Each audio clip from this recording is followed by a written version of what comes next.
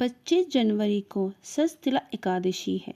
इस एकादशी का व्रत करना सभी के लिए बहुत ही जरूरी होता है, क्योंकि इस व्रत को करने से सभी पाप नष्ट हो जाते हैं। षष्ठीला एकादशी के दिन ये 5 काम जरूर करें। षष्ठीला एकादशी पर दान पुण्य करने से विशेष महत्व माना जाता है। हो सके तो इस दिन दान जरूर करें। नंबर 2, षष्ठीला एकादशी के दिन भगवान श्री हरि विष्णु का केसर वाले दूध से अभिषेक जरूर करें।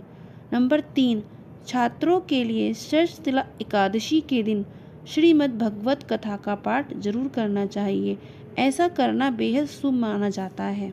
नंबर 4, वैवाहिक जीवन को अच्छा बनाने के लिए षष्ठीला एकादशी के दिन तुलसी माता की पूजा व परिक्रमा जरूर करें।